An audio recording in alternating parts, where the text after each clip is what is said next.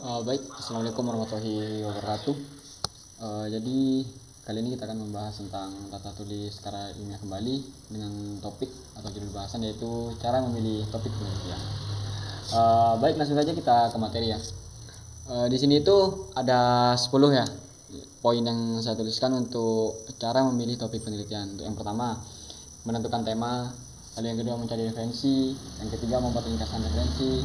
Lalu yang keempat, diskusi pembahasan topik dengan orang lain, membuat jadwal kegiatan secara rinci. Lalu diskusikan dengan pembimbing. Lalu dapat dijangkau pengembangan penelitian, landasan topik penelitian, dan juga manfaat dari penelitian. Jadi untuk yang pertama di sini ya, menentukan tema. Jadi untuk tema penelitian itu saya bagi menjadi 3 poin, yaitu yang pertama menyesuaikan bidang. Jadi dalam menentukan tema itu kita harus memilih tema yang berhubungan dengan bidang yang sedang kita pelajari. Misalnya kita statusnya mahasiswa jurusan IT lah. Jadi kita harus mengambil topik itu yang berhubungan dengan IT gitu, agar mempermudah proses penelitian nantinya. Lalu selain menyesuaikan dengan bidang, kita harus menyesuaikan dengan minat. Jadi setelah penyesuaian dengan bidang ya, kita harus juga menyesuaikan dengan minat pribadi. Jadi bisa dikatakan bahwa antara bidang dan minat ini istilahnya harus bersinggungan sih. Misal kita menyukai yang bidang yang kita tekuni sekarang itu adalah IT. Lalu minat kita di IT itu apa? Seperti itu. Misal minat kita di luar IT, mungkin kita bisa kolaborasikan antara IT itu dengan minat kita, seperti itu. Lalu yang terakhir ada poin yaitu real life. Jadi kita harus mengusahakan tema yang kita angkat adalah sebuah permasalahan yang ada di lingkungan sekitar. Jadi masalahnya itu memang yang sedang terjadi, agar nantinya hasil penelitian kita itu bisa bermanfaat bagi orang-orang sekitar kita. Tentunya kan tujuan utama kita melakukan penelitian untuk apa ya? Agar berguna bagi orang-orang di sekitar kita ya pastinya. Lalu untuk yang kedua di sini yaitu mencari referensi. Kita harus mencari referensi dari tema yang sudah kita pilih sebanyak mungkin lah, baik dari buku, jurnal ataupun website, agar kita bisa mendapat pengetahuan lebih dalam tentang penelitian kita nantinya, baik melalui baik secara tahapan, proses dan eksekusinya nanti. Lalu setelah kita mencari referensi ya, kita itu membuat ringkasan tentang referensinya. Yang pertama itu yang penting bagi saya itu adalah membagi poin-poin pentingnya. Jadi untuk tahap awal membuat ringkasan, kita harus tentukan poin pentingnya itu apa saja, kita tuliskan. Lalu setelah itu kita berikan penjelasan singkat. Di poin-poin tersebut itu kita berikan penjelasan singkat agar nantinya ketika kita membuka ringkasan tersebut, kita tidak bingung lagi ya mencari, oh ini maksudnya apa, seperti itu. Jadi kita langsung tahu maksud dari poin-poin yang kita tuliskan itu penjelasannya seperti apa. Kurang lebih seperti itu. Jadi hal selanjutnya itu diskusikan dengan orang lain ya. Di sini ada 2, bisa dengan teman, bisa dengan dosen atau guru pengajar kita.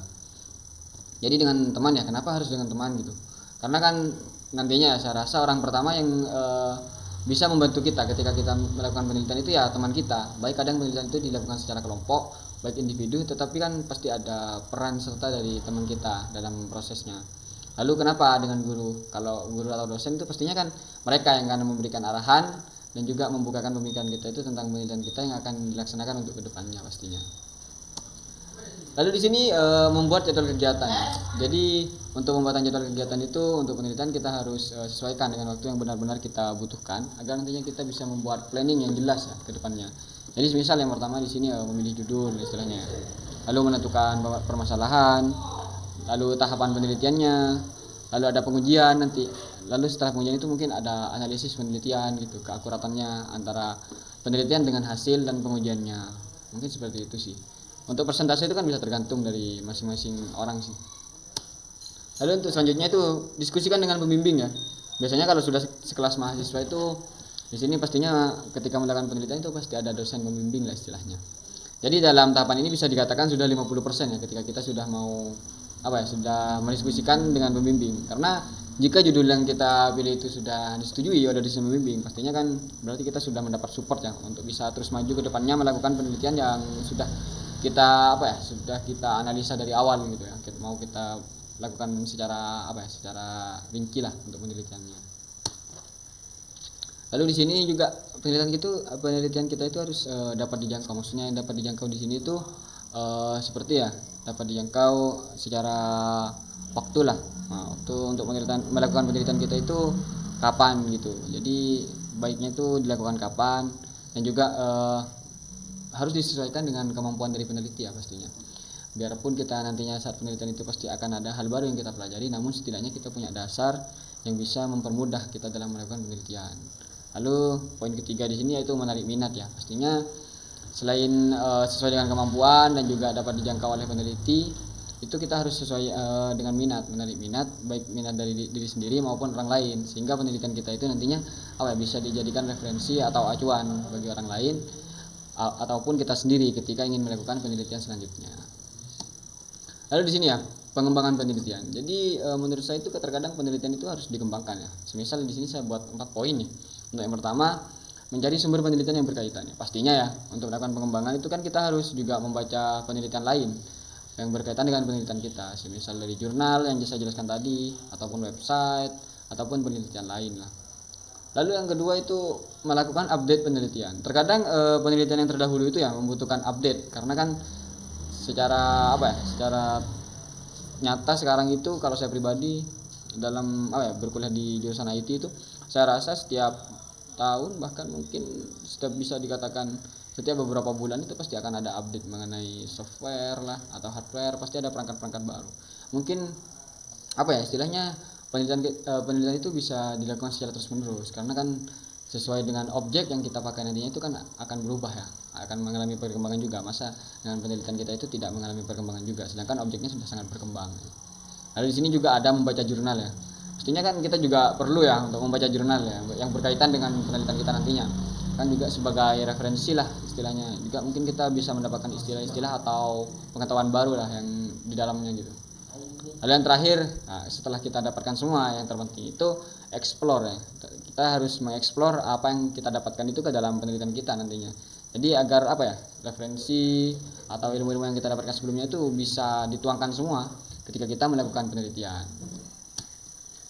Lalu di sini landasan topik penelitiannya, mengapa kita memilih topik tersebut. Jadi ada 4 poin. Yang pertama itu mengapa kita memilih topik tersebut. Jadi landasan topiknya itu harus jelas ya. Mengapa kita memilih topik tersebut harus dijelaskan. Lalu bagaimana sih proses atau tahapan penelitian yang akan kita lakukan. Lalu di mana kita akan melakukan penelitian. Setelah itu apa sih objek yang akan kita gunakan dalam penelitian. Keempat hal ini penting sih menurut saya. Lalu kan ada biasanya itu ada 5W1H.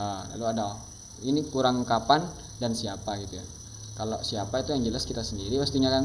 Lalu untuk kapan itu tergantung sih, biasanya itu disesuaikan dengan keadaan kita ketika ingin melakukan penelitian.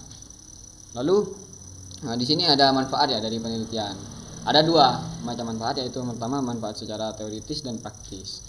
Untuk manfaat teoritis itu berlatar dari tujuan penelitian verifikatif untuk mengecek teori yang sudah ada. Ya, apakah akan memperkuat atau menggugurkan teori tersebut. Manfaat teoritis ini muncul berlatarkan ketidakpuasan atau keraguan terhadap teori yang sudah ada, sehingga dilakukan penyidikan kembali secara empiris. Jadi yang dimaksud dengan manfaat teoritis itu dengan adanya penelitian kita itu justru menguatkan teori yang ada atau justru mematahkan gitu teori yang sudah ada. Lalu secara praktisnya itu adalah manfaat yang berguna untuk memecahkan masalah praktis. Jadi misalnya ya, ada masalah nilai mahasiswa yang rendah, maka praktisnya adalah meningkatkan nilai mahasiswa. Jadi ini lebih ke penerapannya ya. Jadi ketika kita melakukan penelitian, anggaplah sesuatu yang kita teliti sebelumnya itu adalah hal yang buruk. Jadi bagaimana kita untuk mengatasi hal tersebut gitu. Jadi itu mungkin yang disebut dengan manfaat praktis seperti itu. Ya, mungkin sekian saja sih materi untuk tentang cara pemilihan topik untuk penelitian. Jadi kesimpulannya dari saya itu pastinya ya, yang harus dipersiapkan di awal itu istilahnya bidang penelitian yang kita akan jalankan itu harus sesuai dengan yang kita jalani sekarang. Lalu juga harus sesuai dengan minat kita agar kita lebih semangat dalam melakukan penelitian. Pastinya komunikasi dan juga referensi itu sangat dibutuhkan dalam melakukan penelitian nantinya. Jadi itu juga merupakan salah satu hal yang wajib ya untuk pemilihan topik. Mungkin itu saja yang bisa saya sampaikan. Terima kasih atas perhatiannya, kurang lebihnya mohon maaf. Wassalamualaikum warahmatullahi wabarakatuh.